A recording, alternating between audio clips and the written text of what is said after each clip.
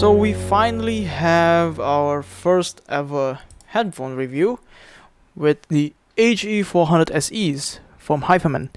These are a sub $100 planar magnetic headphone, and I would say it's quite interesting because I've never seen a planar headphone go for less than $100, and from Hifiman especially. And these are supposed to be part of the HE400 line, which are quite reputable in the audiophile community. So yeah. Anyway, disclaimer before I start the review, I pre-ordered this by my own, this unit itself, from a seller on Tokopedia. I have no affiliation to any brand or store or whatsoever. And so this review is completely of my own opinion. Now, speaking of which, about pre-ordering, so this Hifiman headphone, this HE400SE, is supposed to be a China-specific flash sale 11/11 event headphone. I'm not sure what happened with that because I was able to get my hands on these post the 11/11 flash sale. Albeit the seller itself mentioned that these headphones are supposed to come into Indonesia in a limited quantity. He expected that this might also be sold into well, not him specifically. I talked to other sellers also, and they mentioned that these headphones don't seem to be a limited run because they were able to get their hands quite easily on the HE400SEs, and I suspect then the other parts in the world will also be able to get their hands on these, not just China market specifically, without having to have a proxy service whatsoever. You can get these from some reseller in your own country probably. But don't quote me on that, but that's just from what I've been told. Now, speaking of the HE400SEs, the HE400SEs in Hifiman's lineup, I'm not sure where this is supposed to be placed in, because the HE400s have a lot of headphones in this lineup. They have the HE400Is, which are the most popular headphones, and the drop collaboration, the HE4XS with a similar headband, and then they have the HE400S, S only without the SE, and then they also have the HE400s only, like HE400s.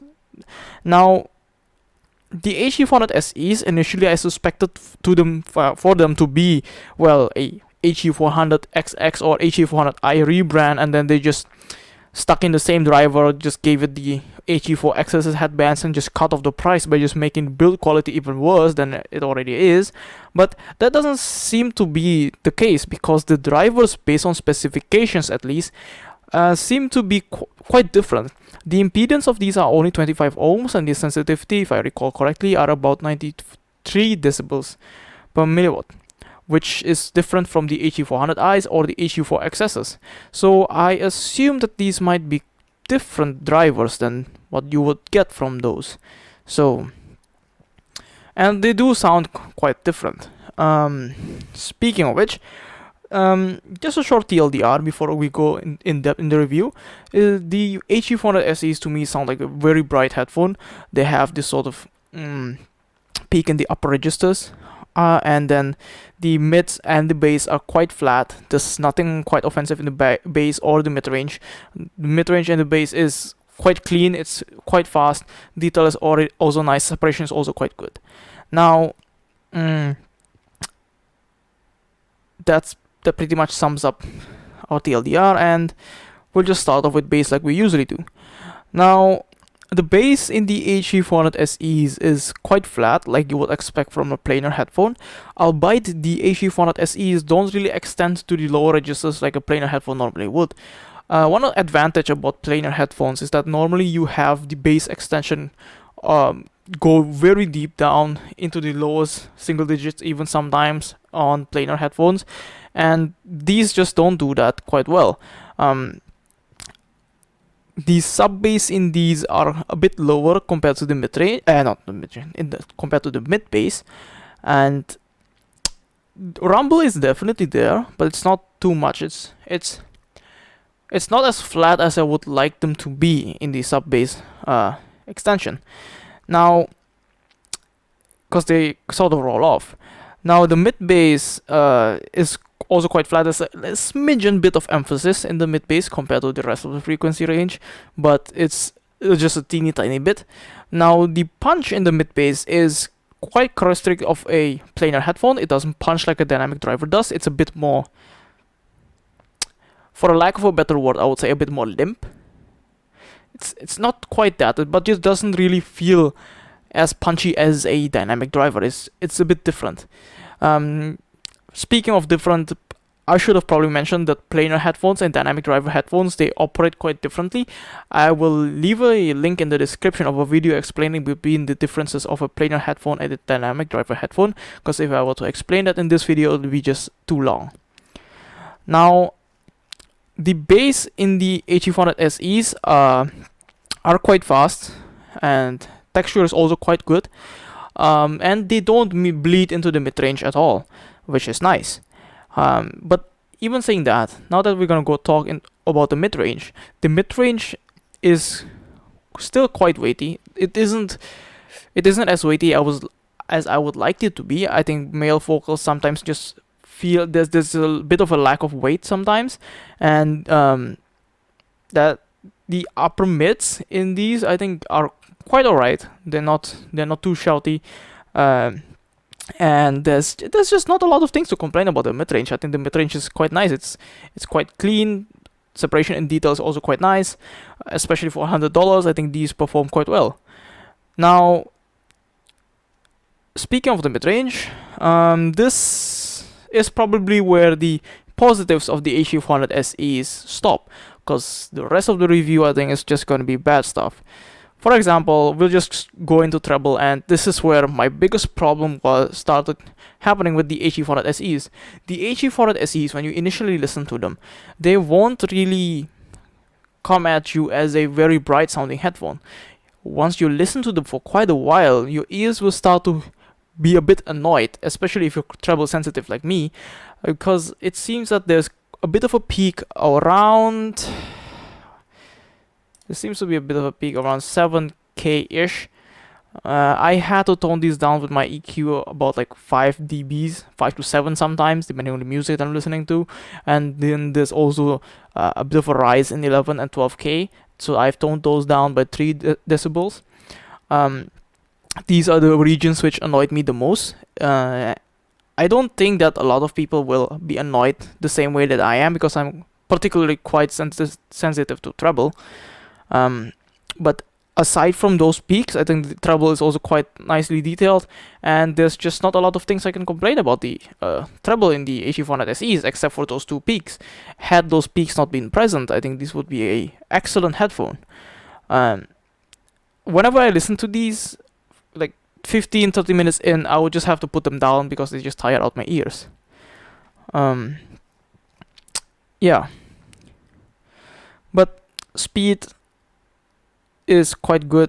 I think if you listen to Dragon Force, it'll still fall behind. It's not that fast, but it shouldn't have any problems with handling other musics, so it'll be alright. Extension on these I think are quite well also. They extend way beyond 17K from what I can hear, because my hearing stops at around 17K, so I'm not able to comment if it goes any further than that. But anyways, most music doesn't go way past 17K, so it shouldn't be a problem. Now, I think we've covered quite a lot in terms of the sound of the HE400SEs. Now we just talk a bit about soundstage and imaging. So the soundstage of the HE400SEs, to my ears, sound like they're a bit more forward sounding-ish. They are more... The soundstage is definitely outside of your head because they're headphones, and the soundstage of these just... They sound more to like they're present in this region, and they're not so present in the back side of your head. I'm not sure what has happened here, and I think the reason why the soundstage is quite wide is because it's quite bright of a headphone, and the lack of a lot of bass emphasis also contributes to how wide the headphones these headphones sound, because they are indeed quite wide sounding, and you'll feel like you're sort of in a stage. I would say you're like... It feels like the sound is coming from a few centimeters around your head, sort of. It doesn't really feel like a wall of sound coming from the left and right of your head. At least to me. perception of the soundstage and stuff will vary greatly between ear types. So this is probably what I should have mentioned this earlier also, that the type of ears that you have, the way that you perceive soundstage and imaging on headphones will differ even more than you normally would if you use IEMs and such. So for my reviews of headphones, I would say that take the soundstage and imaging section with a huge grain of salt, because ear types will make the soundstage and imaging perception quite different. Now, speaking of imaging, imaging of the HE400SEs are alright. I'm able to perceive them at a 45-ish degree accuracy, so no complaints there. Now that we've done the soundstage and imaging department, we'll talk a bit about build quality, which is, well, Hifiman, if you don't know yet, the Hifiman as a brand are quite notorious with how badly they usually build their headphones. Their headphones, especially back in 2014 to 2016, had a failure rate of, well, I don't have quite a bit of a percentage, but the posts about Hifiman headphones failing on Reddit and Headfire and such all were immense back then. Every week you would at least see like a couple of posts saying that, oh, my Hifiman died after a week, my Hifiman died after a day, my Hifimans arrived broken, my Hifiman headband snapped in two without me touching them, stuff like that. You'll see those everywhere. And if you go in that time frame, you'll look up Hifiman keyword, I think most of the time you'll just see those sort of posts instead of reviews or impressions and such. You just see posts of people posting their broken headphones, Hifiman headphones specifically. Now, I do myself have a Hifiman headphone of the few recent years. I've had, currently I have, as a daily driver, the Hifiman Ananda. I've had them for about 6 months, I think. I bought them still secondhand from a guy. He had them for about a year, sold them off. So my headphones are about 1.5 years old, and they're still operating quite well. I mean, they haven't really broken or anything. But Brian has a bit of a different experience. He has the Hifiman Aria, which is one of their higher end headphones. Mine are the below top of the line $700-ish headphone, the Anandas. His Arias are supposed to be one of the top of the line headphones, and those are priced around like $1,000-ish. His Arias, those drivers died within a few months of his usage. So he did get a warranty and got them replaced. Luckily, it died off within like the 1 year period of the warranty. So that's lucky for him, I guess.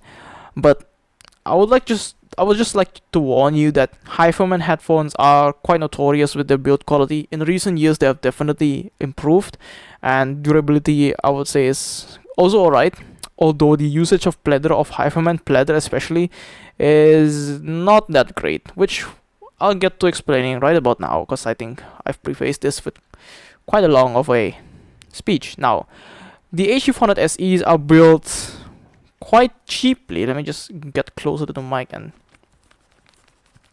they don't rattle as you would expect, but if you hold these, and the cups that you see here, they might look silver, but they're actually not made of metal or aluminum or whatever. These are plastic cups, and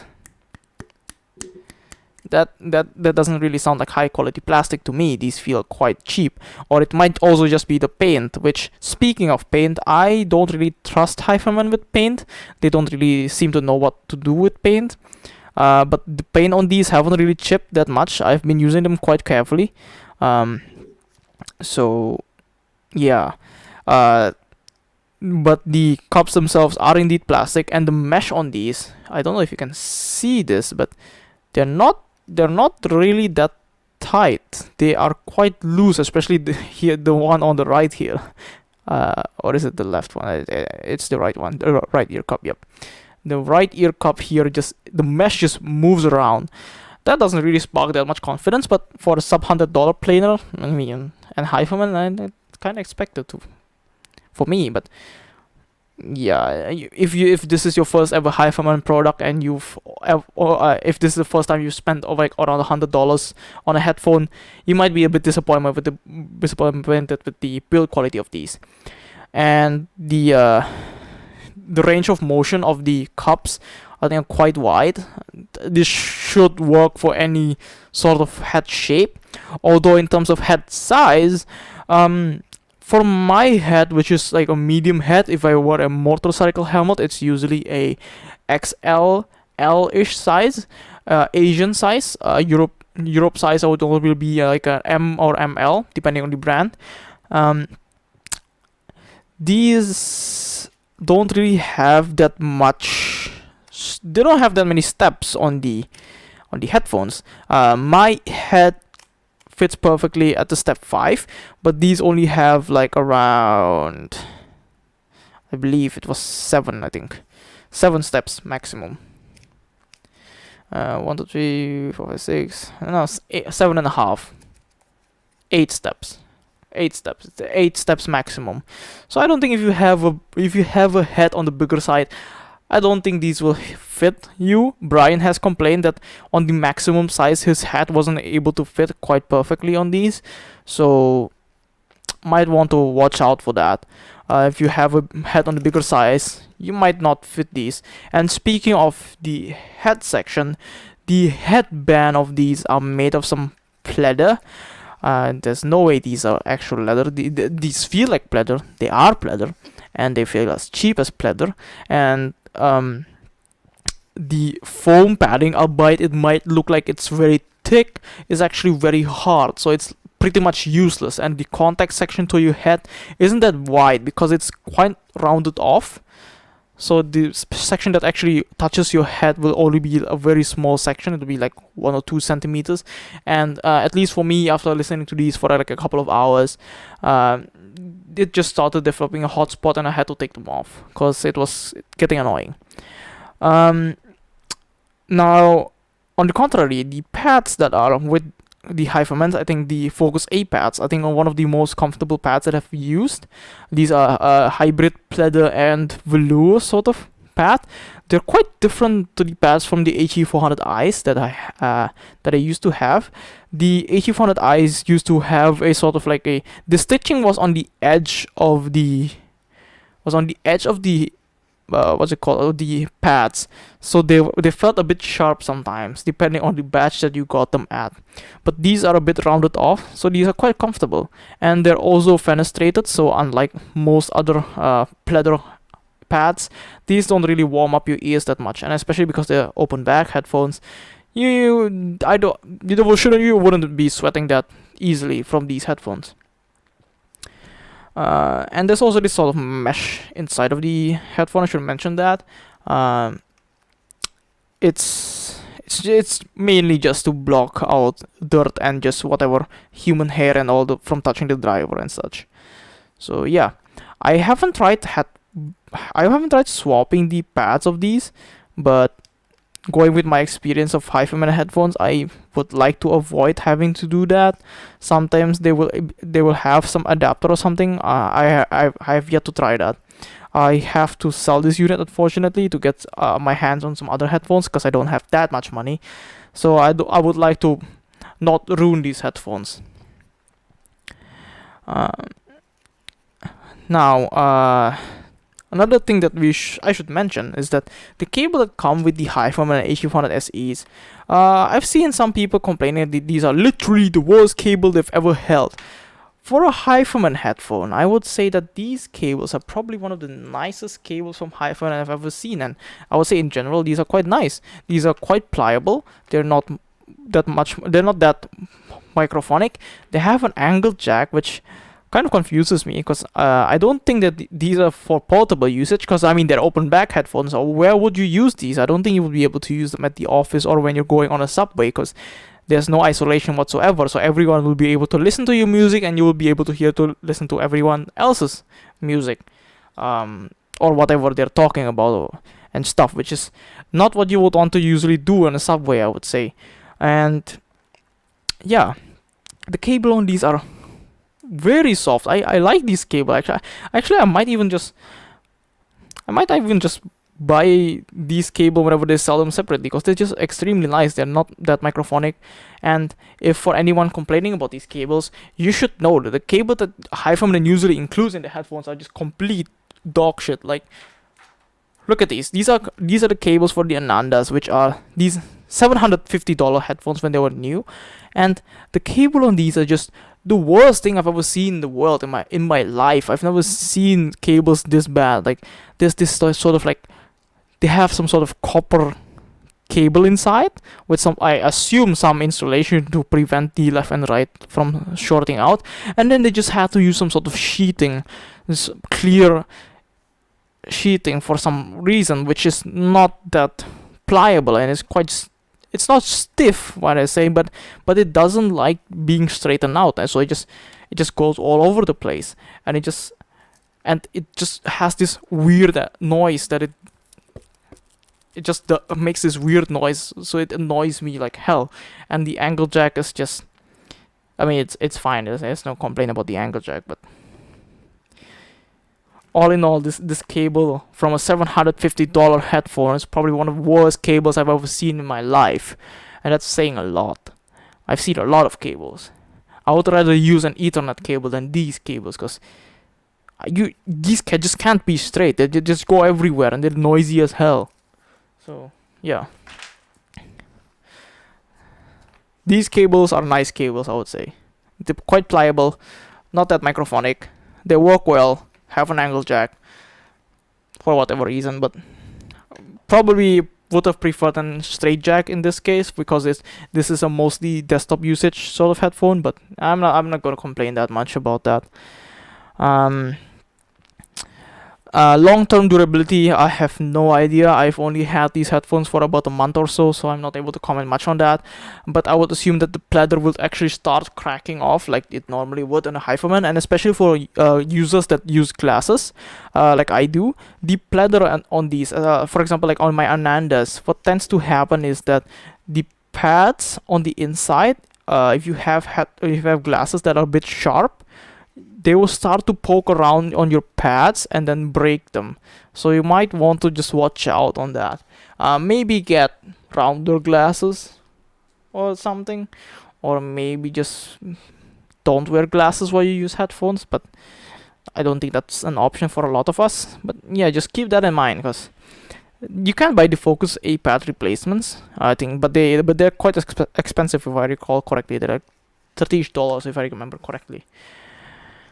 So yeah, so I'll just do a quick comparison from another headphone, which is the Schipp 9600s, and also just the HE400Is based on memory. So the HE400Is currently have two revisions. They have the original HE400Is and the HE400Is 2020. I have not heard the HE400Is 2020. I've only heard the previous HE400Is, and based off of memory, the original HE400Is seem smoother in the treble, and they had less of an emphasis on 7K than the HE400SEs do.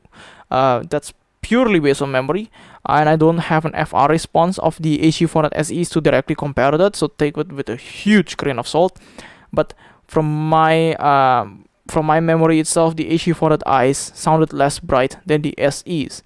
Bass was also a bit more present in the HE400Is, and midrange was overall just a smidgen bit warmer than the HE400SEs. Now, another $100 headphone that I do have on my hands is the Schipp 9600s. I got these for about $100, and overall comfort, I would say they're on par. The Schipp 9600s are a bit better in terms of long-term comfort, but on the other hand, they're quite a bit loose. So my camera just died. We left off at comfort on the Schipp 9600 versus the HE400SEs, and as I was saying previously, the Schipp 9600s have a sort of more loose fit compared to the HE400SEs. The pads are more breathable on the Schipp 9600. Definitely, these are more of a mesh sort of pad compared to the hybrid of the HE400SEs. The headband is miles more comfortable on the Schipp 9600. Adjustment is about the same in terms of range of adjustment, and the weight of the SHIP 9600 is quite a bit less compared to the HE400SEs. And again, clamp is a lot less on the SHIP 9600s, and clamp is a bit more on HE400SEs. The HE400SEs feel a bit more secure on my head than the SHIP 9600 do. The SHIP 9600 move around quite a bit, but if you're fine with that, then overall comfort, the SHIP 9600 win by a mile. So yeah, the HE400SEs are just, the headband is just bad. I will say it's for me, it just doesn't work. For you it might, but considering how hard the headband is, I won't really count on that.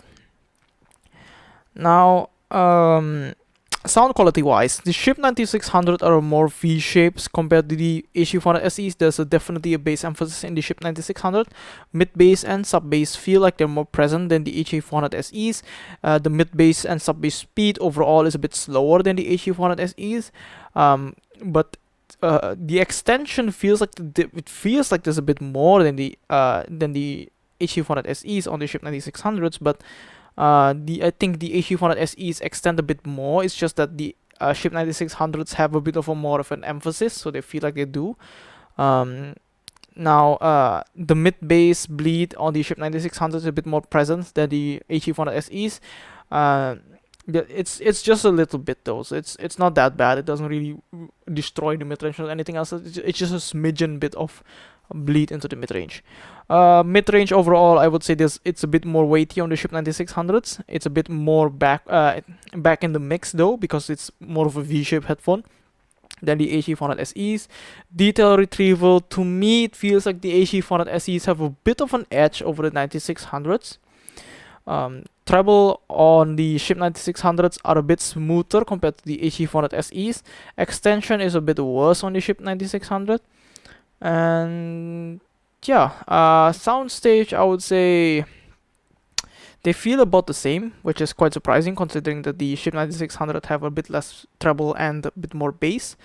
But to me, the soundstage of these two headphones sound around about the same in terms of width and depth.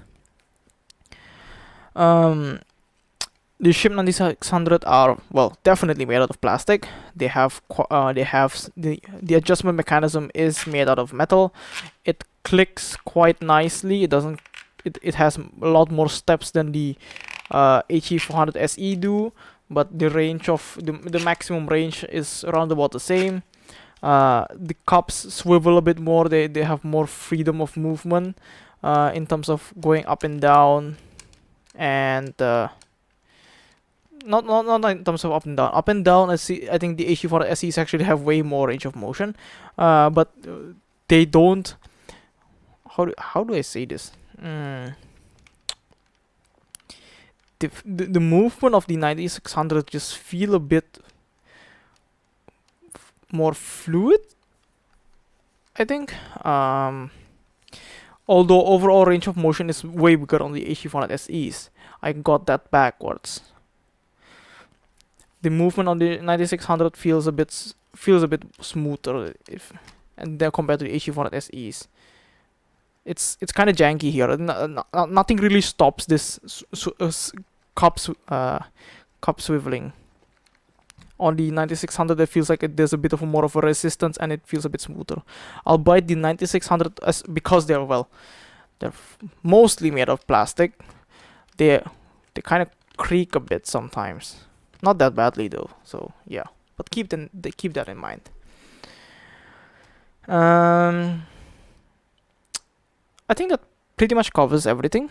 Just one last thing. These are dual entry 3.5mm headphones. This is just a single-ended headphone. You can only ever use single-ended on these. You can make these balance, and these you will never be able to make balance unless you modify them.